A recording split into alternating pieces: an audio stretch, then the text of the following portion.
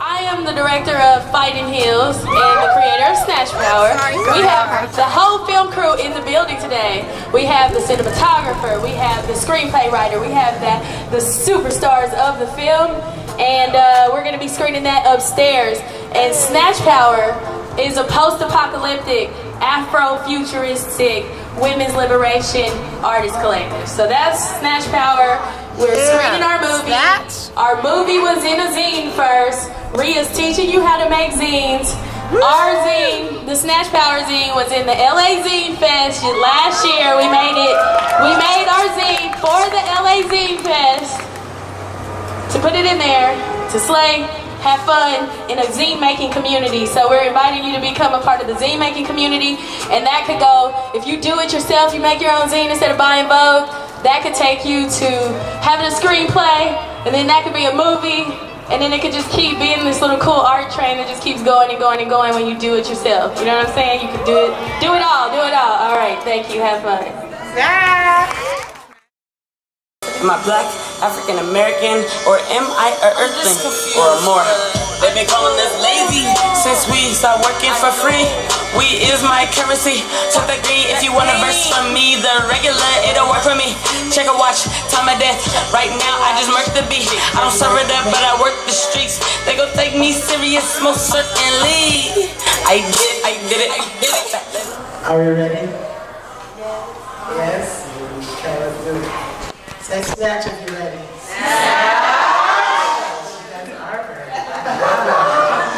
Sounds sexy. Alright, let's do it. This is Fighting Heels. It's fan fiction about Snatch Power. I wrote it because I'm in love with my tribe. Snatch. The only ones who heard the yell were the ones it was meant for. And when they heard it, they moved swiftly out of the shadows onto crowded streets unnoticed. Snatch. The one with the crooked eye whispered into the ear of the one with the blue hair. Blue lifted her silver Doc Marten boot and kicked a woman in her womb and off her Manolos. She stood over her. "You can't fight in high heels," Blue said and returned to the shadows. Snatch, she whispered before she disappeared. And the tall one in patent leather, from head to high-heeled foot, strutted over to a group of gorgeous girls in matching miniskirts. "Can I bum one?" She gestured to one of the cigarettes being held out but not smoked. "Sorry, this is my last one." Rawr. The tall one growled low and long and floored the less pretty ones in 3 moves. The other one tried to run in her red bottoms and she fell atop the buckled ankle. "You can't fight in heels," Dino snarled. At the weeping girl that returned to the shadow, a cigarette smoke trailing behind. "Snatch." "Snatch," she said to the one who never smiles. And Monet rolled onto the sidewalk, tilting her bearings and splitting up couples. The poetess sprinted close behind, elbowing and clotheslining coupled women while reciting this poem. "Let them clothe to control you. We will claw to disrobe you. Undiamond and recoal you, then teach you to rebuild. And you can't fight in heels, but reclaim your snatch power, and eventually you will." I was riding my bike home from work when I heard the call. I followed the poetess and the one that doesn't smile 20 blocks before they turned a corner and vanished. I stopped to rest and noticed a note written in glitter on the pavement. Snatch Mansion, 005, Clinton Avenue, Suite 6. I laid my body into a plank and blew away the message and sipped a bit of water for the 10-mile journey. I locked my bike 2 blocks away and slung my fanny pack across my chest. I snapped the buttons for easy access to the knife I had strapped to my thigh as I approached the building. The one with the crooked eye was smoking a cigarette and smiled big when she saw me. "Welcome, Snatch." She held up her hand for what seemed like a too low high five. I put my hand up to hers and she stroked the back side of my hand with her thumb. "This is a hand hug," she said. "You want a drag?" She held out a quarter of a cigarette, and my 3-year smoke-free ass did want a drag, and I took it. After my own volcanic exhale, I smashed the fire out on the butt of my knife, placed it in my fanny pack, and followed the barefoot woman in lingerie through a heavy metal door. 005 was spray-painted in silver. She was in a sheer white baby doll dress braless with pasties. Her path slanted toward a straight eye. I followed silently 2 paces behind in a straight line. She stopped suddenly and waved above head to a tiny hole drilled above the door covered in 6s stolen from other things. There were wood 6s, marble 6s, iron 6s, and fishes and G's that looked like 6s. I reached out my hand to touch the one that looked like sand, and the door opened. The one that doesn't smile looked me up and down. I dropped my hand to my right, next to my knife. "Son," she said, and walked into an almost empty room where the tall one sat playing Beethoven on a grand piano. Her patent leather boots were sprawled on the floor next to her piano bench, and her shiny, crunchy jumpsuit was folded at her waist, revealing scales that tattooed all over her body. Dino rocked and leaned into the long notes of the composer's 5th Symphony. Monet and the one with the crooked eye took seats on the floor behind her and watched intently. "By the mark on your left arm, you are the love child of my aunt in Tahuti," the crooked walker in lingerie told me without looking at me. "You are here to watch and tell with righteous words. Make yourself at home, love child. There's a lot to see."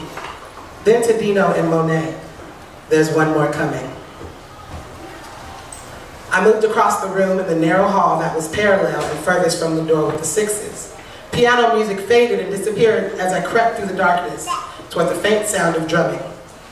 I navigated toward it by ear, eyes useless in the pitch blackness of the hallway. When the drumming got louder, I started sliding my hands across the walls in search for a door handle. "Ha!" I heard, followed by a loud thud. "Ha!" Another thud. "Ha!" I found a handle. Inside the drum room, the poetess was swaying and beating on a kunga, while the one with the blue hair chucked knives on either side of her. "Ha!" Blue boasted with every missed blade, and they all missed. "Peace," I said as Blue retrieved the knives from her newly formed bruise. The poetess continued drumming. Blue cocked her arm back. "Ha!" She missed and cocked back again. I unholstered my own weapon, and upon her 6th ha, I threw it. The knives clinked in the air and landed on either side of the poetess. The drumming stopped, and I left the room. When I got back to the room with the piano, the one with the crooked eye was sitting at the piano playing jagged staccato notes. Dino stood over her, spotlighted somehow, now fully disrobed, so that I could see the scales rolled over her shoulders and on down her toes. The one who never smiles emerged from some room beyond the shadows, a kitchen probably. She came with a tray of steaming cups. She left 2 on the piano and stood before me. I took a cup and she moved to Blue and the poetess who had emerged from the drum room. Each of them stared at me and I pretended not to notice. "Love child," the one with the crooked eye said, while her staccato notes smooth and elongated. "I am free. If you remember this, we'll get along just fine." "This is Monet," she said, and gestured to the one that never smiles. "And she smiles plenty, it's just crooked. And I see plenty. I'm Dino." The tall, scaly one said and sat next to Free on the piano bench. "Nice blade," Blue said, handing me back my knife blade first. I reached underneath, tapped it and caught the handle while it flicked in the air. "I'm Blue." She smiled brightly, revealing a prominent gap. "I don't know you." The poetess began walking circles around me. "And I don't trust you, but I like you. The love child is our mirror. She's here to keep us balanced. She bears the mark of Tahuti in my aunt. Her pen will reveal our effect on the planet." Someone knocked on the door, and Monet went to answer it. And that's the end of the first part. And I'm gonna stop right there, because that's what it is.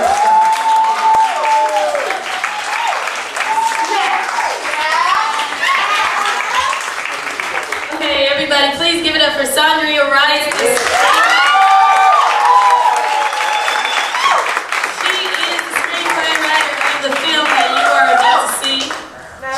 Also a member of Snatch Power, and you can find her website at SondriaWrites, SondriaWrites.com, you know? All right. So I would like to say a little bit about everything happening here. So there's 3 people in the building. We got Snatch Power, LA Zine Fest, and kabam! that's how I read it. It's like, you know, okay. So, three letters that we all agree on as organizations is DIY. Do it yourself, okay? So, their museum is unique because you can see art and you can also make art simultaneously, and that's what you all did today by making a zine, right? Ooh, boom. LA Zine Fest has people who record their own history, her story, our story. They share secret information.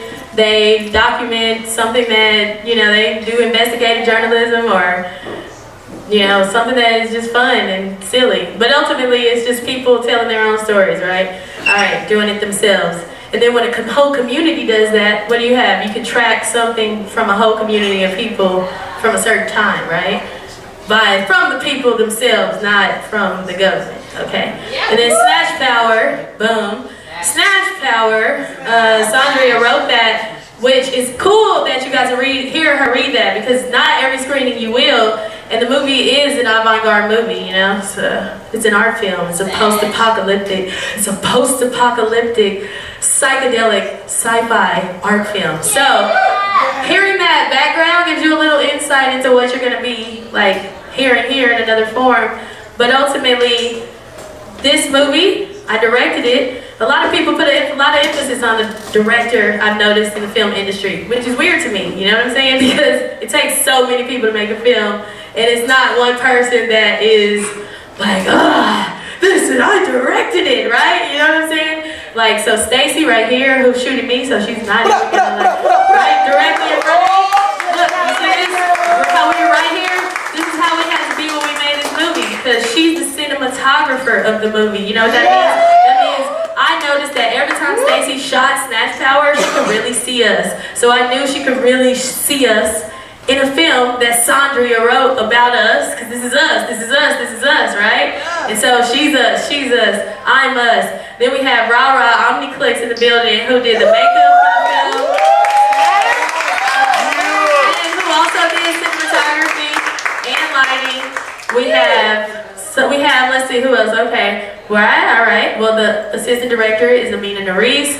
We have Mai, who also did some shooting, Maiware, who also did some Maiware. We have Mai Potts, who also did some shooting, as well as set design. She designed the entire set. Now, you guys know how this blew my mind? We had her on a we had her husband, who's a rapper, right? His name is Hard Work. We had him on a Snatch Power radio podcast. Yes, we have a radio podcast. Just dig into some shit, all right? Look on SnatchPower.com. I'm not going to go into all that. But we had a rapper on our podcast and his wife. They were talking about a short film video they were making, and she designed the set. So this is how we meet our set designer for the movie, and blah, blah, blah. We have the cast here too, not just the crew, we have the cast. So we have T-Rex. We have Simi, go Simi, Simi God, right here. Who's also going to be projecting the movie for you. You see, we're a collective, we do all our shit together. Then we got your DJ, Wormy Worm, aka Chelsea. She's here in the building. Look, there's my cause right there. She just walked in. That's all her. She was just talking about how we met her. Let's see how it's working out. Synchronicity around here. Okay, who else we have in here? Let's see. We have it. So we got Sarah No in the building. That's Deadly. That's Deadbeat Dog. Sarah No, Deadbeat Dog. Sarah No did the visual special effects on the movie. So all the psychedelic special effects, Sarah came through. Little tidbit bit of info. Sarah had been doing visuals for our Rumble in the Jungle live music event. Okay. And then I'm gonna move past crew. Guess who we have in the building from the actual soundtrack, the score of the movie. So I scored the movie by hitting up underground local beat makers, right? So that's already super dope because these are people in the community who already make music. So we have Trey Soul in the building right here.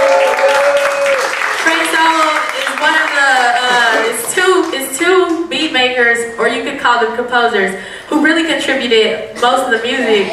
And then I filled in with other people's like 1 to 2 contributions, right? So it's like Trey Soul heavily scored the album Invisible Gang Together. 1L Woods and Trey Soul heavily scored this movie.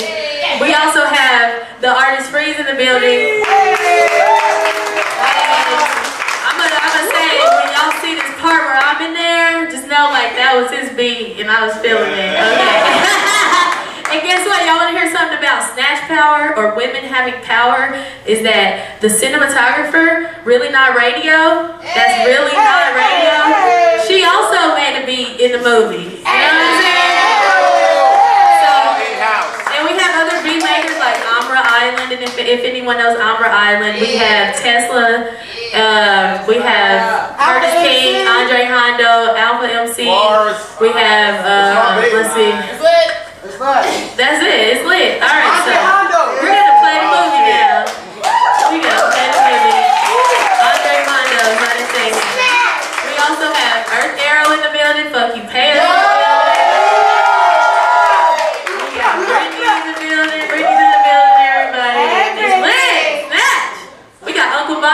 And we're playing it when we're ready. Alright, bye. Ignore me too.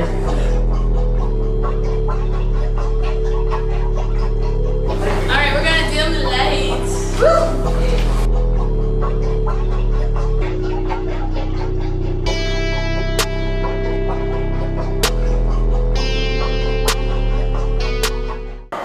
Hi, I'm Anthony and I come from France and I'm very happy to talk with you tonight.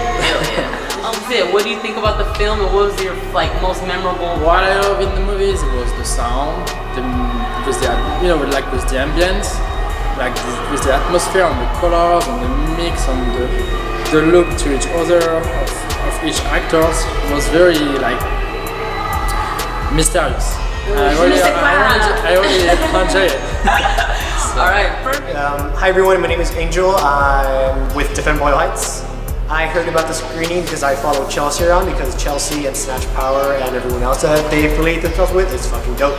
So I'm out here to support and check out the good shit. Alright, and so what did you feel about the film and what was your favorite part? What stood out and stuck with you? What's really interesting about the film is, I was born and raised in LA, so seeing any representation of LA is always very interesting. It always catches my eye. LA is gritty, grimy, and beautiful all at the same time.